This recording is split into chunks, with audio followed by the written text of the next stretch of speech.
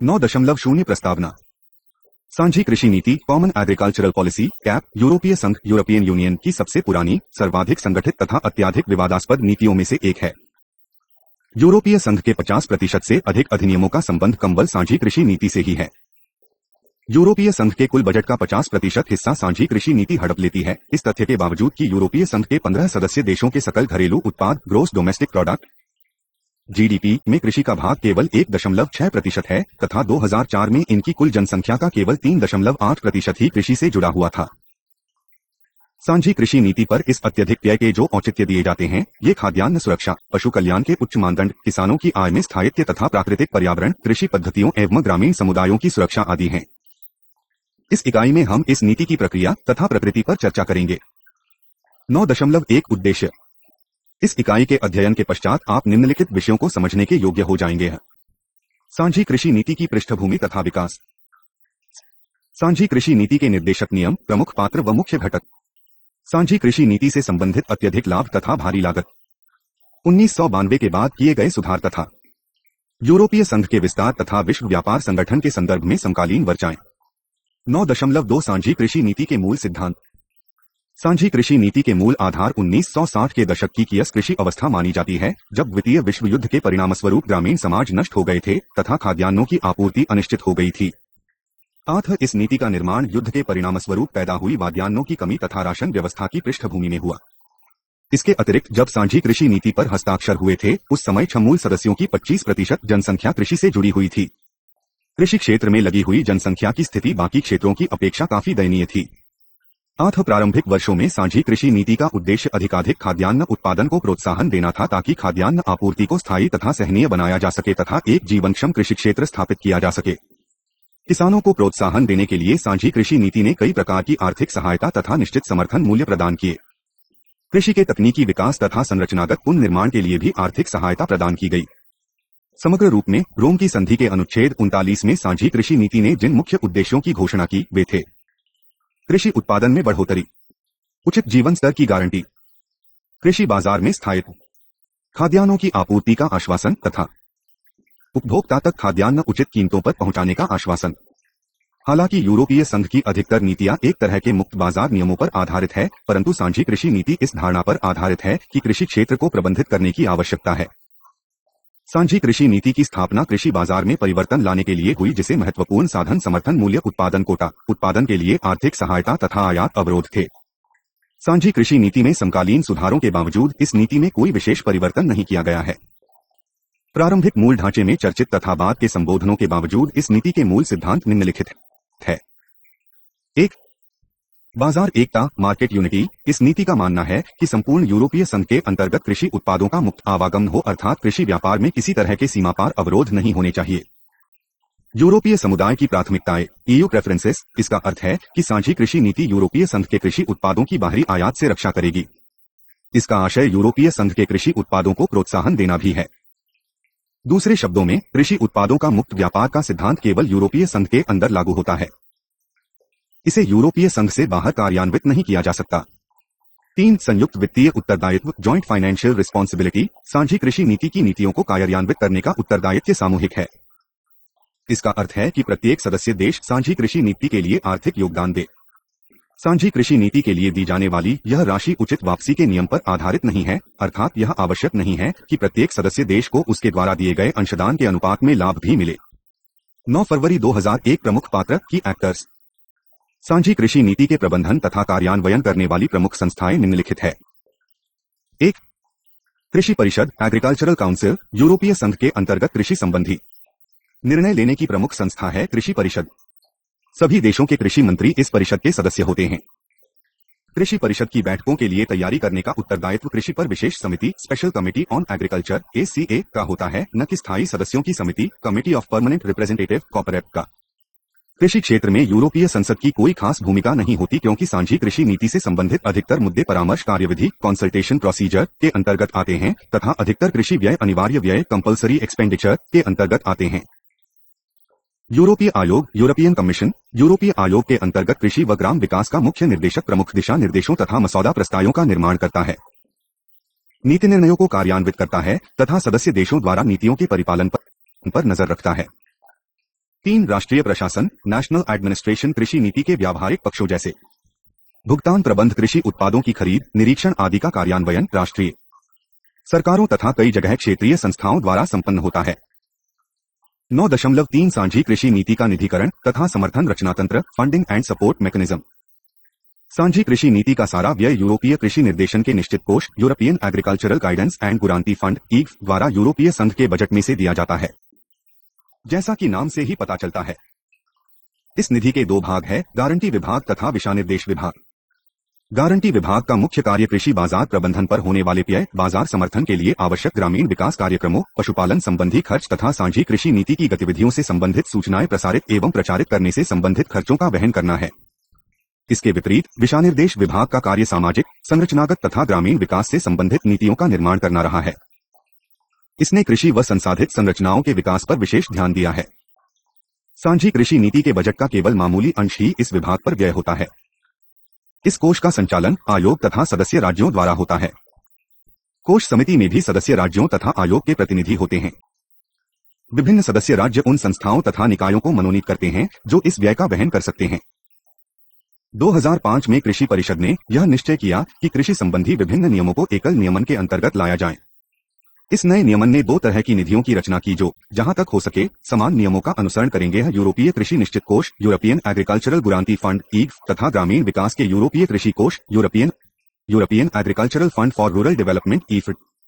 ऐसी आशा की जाती है कि यह सरलीकरण ग्रामीण विकास के लिए लाभदायक होगा, क्योंकि ग्रामीण विकास से संबंधित सभी कार्यक्रम एक ही निधि के अधीन आ जाएंगे, एक ही अधिनियम से अधिशासित होंगे तथा एक ही प्रबंधन तथा नियंत्रण के अधीन होंगे। यह नियमन 1 जनवरी 2007 से लागू होना था। यूरोपीय आयोग ईसी की स्थापना से पहले विभिन्न यूरोपीय देश अपने किसानों की सहायता के लिए अलग अलग तरीके अपना रहे थे। इनमें मुख्य तरीके थे बाजार निर्धारित मूल्यों पर संपूरक राशि देना, निर्यात के लिए आर्थिक सहायता, कृषि निवेश से संबंधित आर्थिक सहायता, प्रत्यक्ष आर्थिक सहायता, आयात पर शुल्क, संख्यामूलक प्रतिबंध आदि।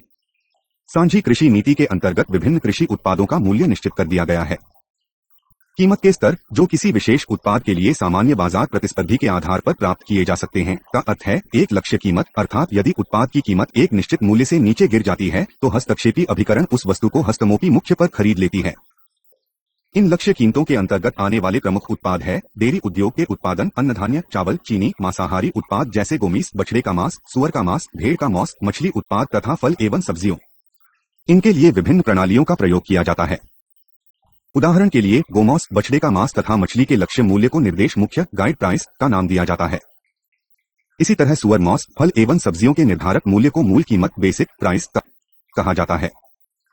कीमत का स्तर जिसके आने पर मछली, फल और सब्जियों को बाजार से हटा लिया जाता है उसे वापसी कीमत विथड्रॉल प्राइस कहा जाता है। कृषि उत्पादों के आयात के लिए कई वस्तुओं की प्रवेश कीमत थ्रेशहोल्ड प्राइस की घोषणा कर दी जाती है।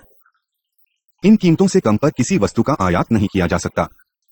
उपरोक्त समर्थन मूल्य के अतिरिक्त जैतून का तेल, तिलहन, तंबाकू तथा कुछ अन्य उत्पादों के लिए सीधी आर्थिक सहायता दी जाती है। इसके अतिरिक्त आयात अवरोध यूरोपीय संघ के अंदर कृषि उत्पाद की कीमतों को विश्व स्तर तक गिरने से रोकते हैं। सीमा शुल्क के अतिरिक्त यूरोप के किसानों को संरक्षण देने के लिए कई अन्य उपाय किए गए हैं। विकासशील देशों से कई कृषि उत्पाद वर्णात्मक शर्तों प्रेफरेंशियल टर्म्स पर यूरोपीय संघ में आयात किए जाते हैं, परंतु अधिकतर इन कृषि उत्पादों से यूरोप के किसानों को कोई खतरा नहीं होता। यूरोपीय संघ की कीमती तथा विश्व स्तर की कीमतों की खाई भरने के लिए यूरोप के किसानों को कई तरह की निर्यात आर्थिक सहायता एक्सपर्ट सब्सिडीज भी दी जाती है। 9.4 लाभ तथा लागत। कुछ विद्वानों का विचार है कि सांझी कृषि नीति यूरोपीय संघ की सफलतम नीतियों में से एक है। इसने अपने सभी प्रारंभिक लक्ष्य पूरे कर लिए हैं। खाद्यान्नों के मामले में यूरोपीय संघ इस समय आत्मनिर्भर है। कृषि उत्पादों के निर्यात में विश्व में इसका दूसरा स्थान है। कृषि उत्पादन में अत्यधिक वृद्धि हुई है तथा इस क्षेत्र में काफी आधुनिकीकरण भी देखने को मिलता है। इसने कृषि उत्पादों की कीमतों में उतार चढ़ाव को भी रोका है तथा ग्रामीण जीवन शैली को भी सुरक्षित रखा है। तथापि इन के बावजूद सांझी कृषि नीति की विभिन्न आधारों पर तीखी आलोचना की जाती है। 1. किलेबंद यूरोप फोर्ट्रेस यूरोप। सांझी कृषि नीति की पहली प्रमुख आलोचना वैश्वीकरण के समर्थकों तथा वैश्वीकरण विरोधी सक्रियवादियों दोनों ने की है। इनका तर्क है कि यूरोप की संरक्षित तथा रियायती कृषि ने यूरोपीय महाद्वीप को एक किले में परिवर्तित कर दिया है। यूरोप एवं अन्य पश्चिमी देशों तथा अमेरिका में रियायती कृषि व्यवस्था विकासशील देशों के किसानों के लिए अनुचित प्रतिस्पर्धा की परिस्थितियां पैदा करती है। जहां एक तरफ पश्चिमी देश अपने कृषि बाजारों को विकासशील देशों के आयात से भी परे रखते हैं, वहां दूसरी तरफ अपने अधिशेष कृषि उत्पादों one supply of agricultural products को विकासशील देशों में बेचकर उनके बाजारों को हानि पहुंचाते हैं। इस तरह की अनुचित परिस्थितियां पैदा करके ये विकासशील देशों में गरीबी बढ़ाते हैं। संयुक्त राष्ट्र विकास कार्यक्रम की मानवीय विकास रिपोर्ट 2003 के अनुसार यूरोपीय संघ के रियायती निर्यात ने ब्राजील तथा जमाइका के डेयरी उद्योग तथा दक्षिण अफ्रीका के चीनी उद्योग के पतन में महत्वपूर्ण योगदान दिया है। इसी रिपोर्ट में कहा गया है कि सन 2000 में यूरोपीय संघ ने प्रत्येक गाय के पीछे 913 अमेरिकी डॉलर की आर्थिक सहायता दी गई। इसकी तुलना सब सहारा अफ्रीका में $490 प्रति व्यक्ति सामान्य आय और यूरोपीय संघ द्वारा डॉलर प्रति व्यक्ति अनुदान से की जा सकती है। उच्च आद्यान्न मूल्य हाई फूड प्राइसेस। एक अन्य आलोचना यह है कि सांझी कृषि नीति द्वारा मूल्यों में हस्तक्षेप के परिणामस्वरूप संपूर्ण यूरोपीय संघ में खाद्यान्नों की कीमतें काफी ऊंची रहती हैं। ऊंची कीमतों के कारण यूरोपीय संघ में किसानों को उत्पादन बढ़ाने के लिए प्रोत्साहन मिलता है। इसके परिणामस्वरूप यूरोप में अंगूरी शराब की झीलें तथा मक्खन एवं गोमांस के पहाड़ है। इन परिस्थितियों में इस अभिशेष उत्पादों को खरीदने के लिए यूरोपीय संघ को बहुत अधिक धनराशि खर्च करनी पड़ती है। इसे या तो बेच दिया जाता है या निर्यात आर्थिक सहायता द्वारा विषय बाजारों में फेंक दिया जाता है। कई सुधारवादी कदमों के बावजूद यूरोपीय संघ अभी भी चीनी के लिए अपने किसानों को विश्व स्तर की कीमतों से 3 गुना अधिक मूल्य दे रहा है। इसी तरह गौमांस तथा मुर्गी पालन के किसानों के उत्पादों की कीमत विश्व कीमत से दुगनी है। सुअर मांस तथा दूध उत्पाद विश्व बाजार से 30% अधिक मूल्य वसूल कर रहे हैं। के अनुसार 2003 में यूरोपीय संघ को खाद्यान्नों में कुल मिलाकर 550 करोड़ यूरो अधिक धनराशि देनी पड़ी।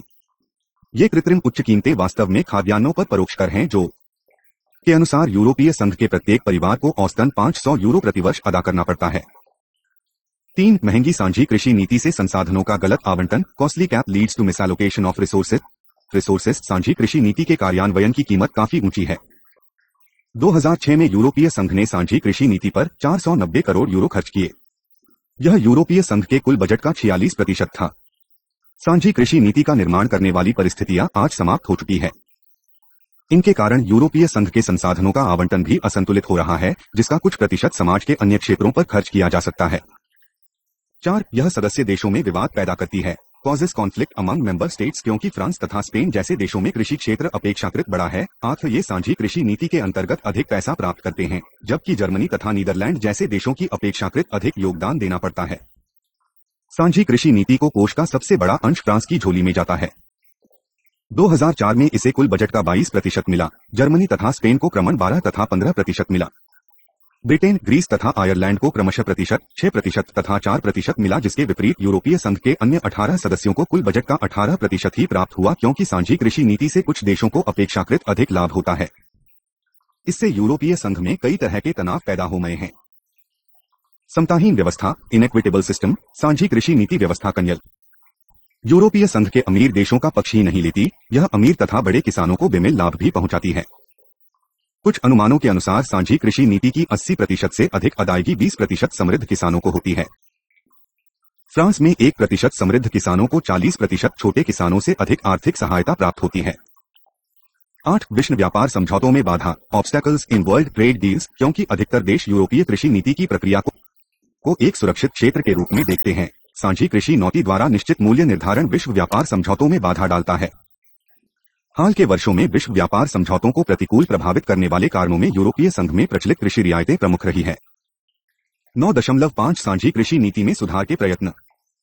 1960 के दशकों से ही यह अनुभव किया जा रहा है कि सांझी कृषि नीति में किसी तरह का सुधार लाना बहुत कठिन है। परिणामस्वरूप पिछले 30 सालों के अस्तित्व में सांझी कृषि नीति के मूल सिद्धांतों तथा आधारों को छुआ तक नहीं गया है। 1960 के दशक के अंतिम वर्षों में प्रस्तावित मैनस्पॉट योजना मैनशोर्ट प्लान का विचार था कि संपूर्ण यूरोप में छोटे किसानों की श्रेणी को समाप्त कर दिया जाए तथा कृषि भूमि को बड़े क्षेत्रों में संगठित करके अधिक कार्यकुशल कृषि व्यवस्था की शुरुआत की जाए। तथापि शक्तिशाली किसान लॉबियों ने इस प्रस्ताव को रही की टोकरी में डाल दिया। 1970 तथा 80 के दशकों में कोई भी अर्थपूर्ण सुधार प्रस्तुत नहीं किया जा सका। यद्यपि 1984 में डेयरी उत्पाद के लिए एक निश्चित कोटा आरंभ किया गया तथा 1985 में किसानों पर किए जाने वाले खर्चों पर भी एक सीमा लगा दी गई, फिर भी सांझी कृषि नीति मूलतः वैसी ही रही। केवल 1992 में इन नीतियों में परिवर्तन करने के लिए अनेक गंभीर प्रयत्न किए गए। सांझी कृषि नीति में पहला महत्वपूर्ण नीति संबंधी सुधार मैक्शेरी द्वारा प्रस्तावित सुधारों के आधार पर 1982 में किया गया, जिसे 1994 में कार्यान्वित किया गया। इस योजना के अंतर्गत नीति निर्माताओं ने कई प्रमुख कृषि उत्पादों के समर्थन मूल्य में कमी करने में सफलता प्राप्त की। इसके अंतर्गत किसानों को उनकी आय में कमी की भरपाई सीधी नगद अदायगी के रूप में कर दी गई। इन सुधारों का मूल बिंदु था कि अगले 3 सालों 1993 से 95 में खाद्यान्नों के समर्थन मूल्य में 30% की कमी की जाएगी। गौमांस तथा मक्खन के संस्थागत दामों में भी थोड़ी कमी की जाएगी। समर्थन मूल्य में इस कमी की क्षतिपूर्ति खाद्यान्नों के प्रति हेक्टेयर सीधी नकद अदायगी द्वारा कर दी जाएगी। इसी तरह गौमांस, गाय पालन तथा अन्य पशुपालन में भी क्षतिपूर्ति की सीमा बढ़ा दी गई। इन सुधारों ने कृषि योग्य भूमि के लिए कुछ राशि अलग करने की योजना भी आरंभ की। यह राशि कृषि योग्य भूमि, वनारोपण तथा पर्यटन के लिए प्रयुक्त की जा सकती थी। इसके अलावा अन्य प्रस्ताव जैसे किसानों की सेवानिवृत्ति की आयु 56 वर्ष कर दी जाए, अलग थलग तथा पहाड़ी क्षेत्रों में कृषि के लिए विशेष रियायतें तथा हेराफेरी समाप्त करने के लिए आवश्यक कदम उठाना आदि थे। एजेंडा 2000 उदास स्माइली यूरोपीय संघ के प्रसार तथा भावी समस्याओं का सामना करने के लिए साझी कृषि नीति को तैयार करने की आवश्यकता अनुभव करते हुए एजेंडा का निर्माण किया गया। नई चुनौतियों के बावजूद इस संदर्भ में चली चर्चाओं में संकुचित राष्ट्रीय हित ही प्रधान रहे। हालांकि इनमें 1992 के सुधारों को ही और अधिक कारगर बनाने की बात कही गई। तथापि एजेंडा 2000 में साझी कृषि नीति के लिए कुछ नए उद्देश्य भी जोड़े गए। इनमें पर्यावरण नीति संबंधी लक्ष्य तथा कृषि के यूरोपीय मॉडल में बहुराष्ट्रीय कंपनियों की भूमिका प्रमुख थे। व्यावहारिक स्तर पर इसमें खाद्यान्नों तथा गौमोस पर समर्थन मूल्य और कम कर दिया गया। इसके अलावा साझी कृषि नीति के द्वितीय स्तंभ के रूप में संगठित ग्राम विकास इंटीग्रेटेड रूरल डेवलपमेंट की धारणा आरंभ की गई। इसमें मैकेरी सुधारों, अविकसित क्षेत्रों में क्षतिपूर्ति भत्ता तथा ग्रामीण विकास कार्यक्रमों को एक ही संस्था में विलय कर दिया गया, जिसे ग्रामीण विकास नियमन रूरल डेवलपमेंट रेगुलेशन का नाम दिया गया। इसके अलावा यूरोपीय संघ द्वारा कृषि पर खर्च किया जाने वाला बजट भी थोड़ा कम कर दिया गया। 2003 के सुधार, रिफॉर्म्स ऑफ 2003 साझी कृषि नीति में सुधारों की अगली किश्त 2003 में आई, जब एजेंडा 2000 का पुनः निर्धारण किया गया। जून 2003 में यूरोपीय संघ के कृषि मंत्रियों ने साझी कृषि नीति के लिए कुछ मौलिक सुधार अपनाए। यह निर्णय लिया गया कि भविष्य में अधिकतर आर्थिक रियायतों की अदायगी उत्पादन की मात्रा के आधार पर न होकर उनसे स्वतंत्र होगी। केवल सीमित स्तर पर तथा सुस्पष्ट शर्तों तथा सीमाओं के अंतर्गत ही उत्पादन तथा आर्थिक रियायतों में संबंध को चालू रखा गया, ताकि कृषि उत्पादन में कमी को रोका जा सके।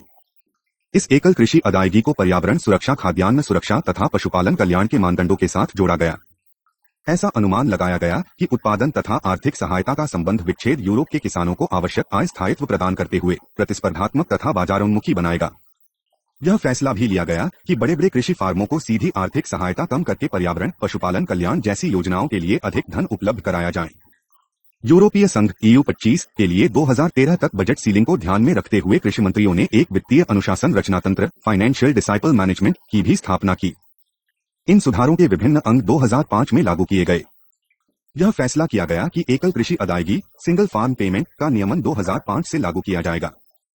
यदि किसी सदस्य राज्य को अपनी कृषि परिस्थितियों को देखते हुए संक्रमण काल ट्रांजिशनल पीरियड की आवश्यकता है, तो वह इस एकल कृषि अदायगी को अधिकतम 2007 तक ले जा सकता है। यह संयोजन रहित एकल कृषि अदायगी 2002 में किसानों को दी गई ऐतिहासिक अदायगी पर आधारित है। इन्होंने 1992 में सुधारों में आरंभ की गई क्षतिपूर्ति अदायगियों का स्थान ले लिया। 9 मई 2001 सुधारीकृत साझी कृषि नीति रिफॉर्म कॉमन एग्रीकल्चरल पॉलिसी। यूरोपीय कमीबन के कृषि एवं ग्रामीण विकास के निर्देशालय के अनुसार इस नई सुधारीकृत साझी कृषि नीति की प्रमुख विशेषताएं निम्नलिखित है। एक, उत्पादन से विलग अलग यूरोपीय संघ के किसानों को एकल कृषि अदायगी उत्पादन में कमी को ध्यान में रखते हुए उत्पादन तथा आर्थिक सहायता में सीमित संयोजन बनाए रखा जा सकता है। ये अदायगी पर्यावरण के रखरखाव, खाद्यान्न सुरक्षा तथा पशु एवं पेड़ पौधों की सेहत के मानदंडों के साथ जुड़ी हुई है। कृषि भूमि को कृषि योग्य तथा पर्यावरण योग्य रखना महत्वपूर्ण आवश्यकता है। इन शर्तों को क्रॉस कंप्लायंस का नाम दिया जाता है। 2, एक सशक्त तथा अधिक धन से लैस ग्रामीण विकास नीति स्वच्छ पर्यावरण को प्रोत्साहन देने, पशुपालन का स्तर बढ़ाने के नए उपाय, 2005 में आरंभ किए गए नए उत्पादन मानदंड प्राप्त करने के लिए किसानों को आर्थिक सहायता के प्रावधान की व्यवस्था। 3, बड़े बड़े फार्मों को दी जाने वाली प्रत्यक्ष अदायगी मॉड्यूलेशन में कमी, ताकि ग्रामीण विकास नीति के लिए अधिक पैसे का प्रबंध किया जा सके। 4, वित्तीय अनुशासन के लिए एक रचना तंत्र की स्थापना, ताकि कृषि बजट 2013 की निश्चित सीमाओं के अंतर्गत रहे। 5, साझी कृषि नीति की बाजार नीति में संशोधन, अगले 12 वर्षों में मक्खन के हस्तक्षेपी मूल्य में 25% की कटौती की जाएगी, जो एजेंडा 2000 के अंतर्गत की गई कटौती से 10% और अधिक होगी। दुग्ध पाउडर में ये कमी अगले 3 वर्षों में 15% कर दी जाएगी।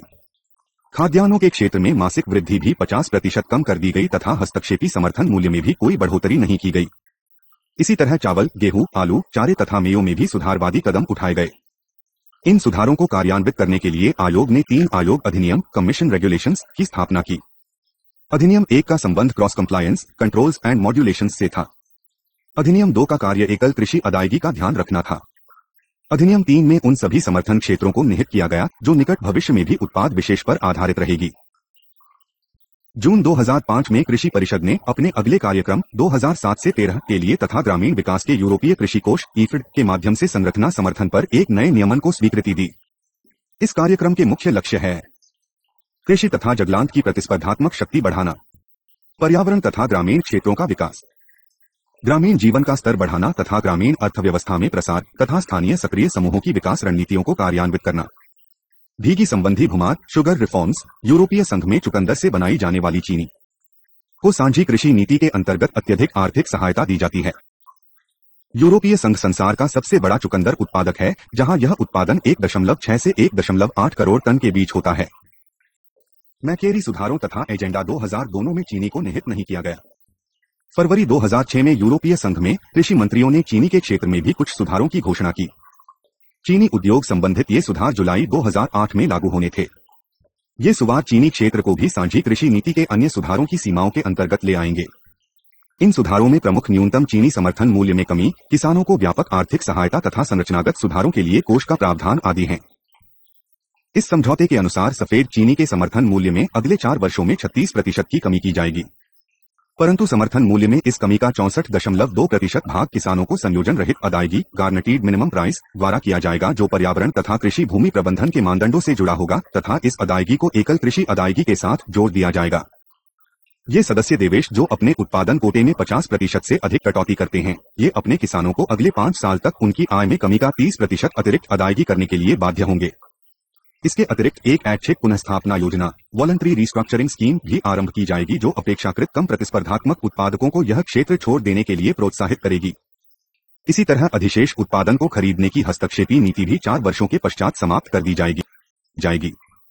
9.6 साझी कृषि नीति तथा यूरोपीय संघ का प्रसार cap and expansion of EU 1 मई 2004 को यूरोपीय संघ में 10 नए सदस्यों को प्रवेश दिया गया।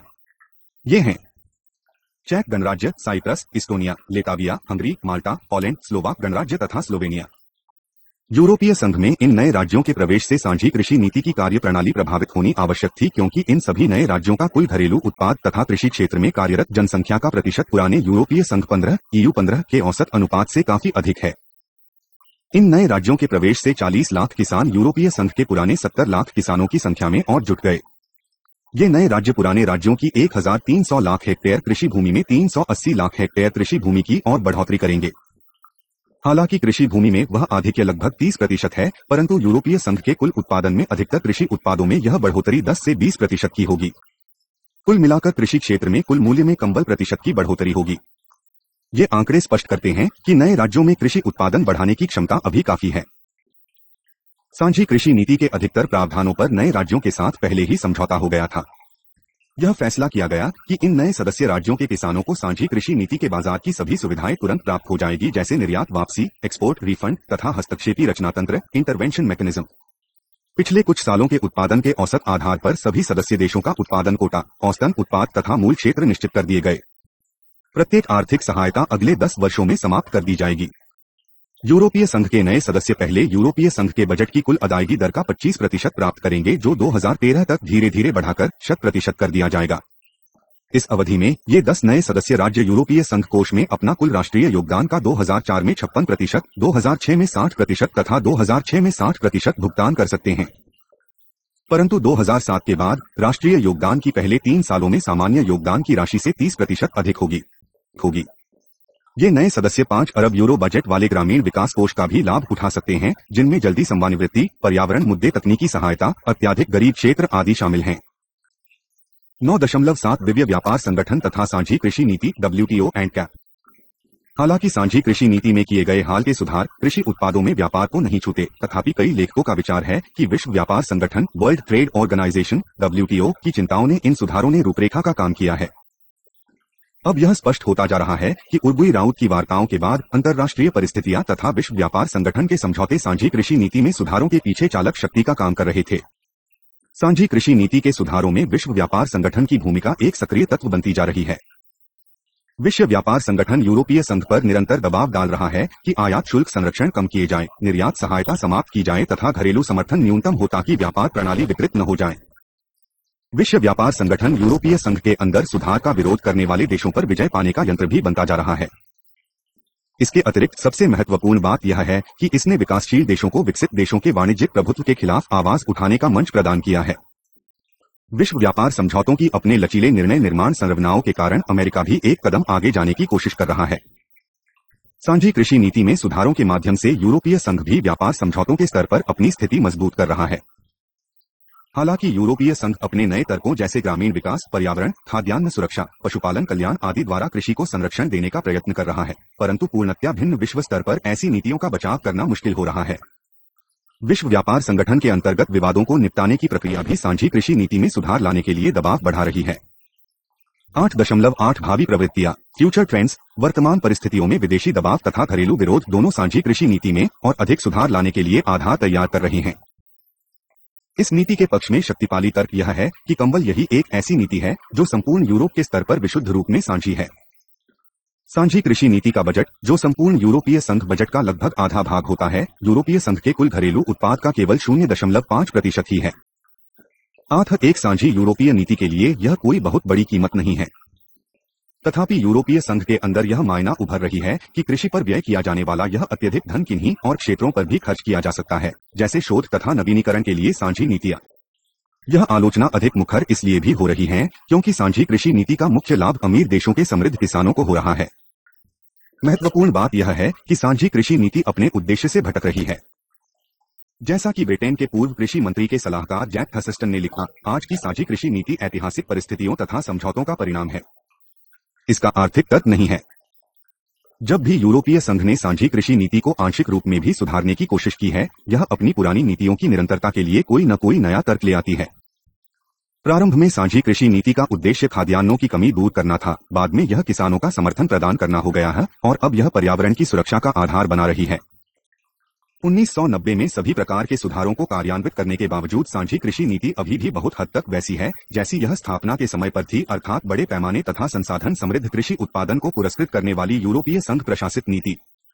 क्योंकि ये सब कुछ अब पुराना पड़ गया है, सांझी कृषि नीति के तीनों अंग समर्थन मूल्य, किसानों को नकद अदायगी तथा संरक्षण नीति अब पुनः निरीक्षण परीक्षण के विषय बन गए हैं। वास्तव में सांझी कृषि नीति का विवाद यूरोप के भविष्य पर गहरी चर्चा के मुखौटे का काम कर रहा है। 2008 में सांझी कृषि नीति पर होने वाले पुनः निरीक्षण के समय अत्यधिक विस्तृत मार्ग पर प्रशस्त विविध यूरोप में गंभीर आमना सामना होने की संभावना है।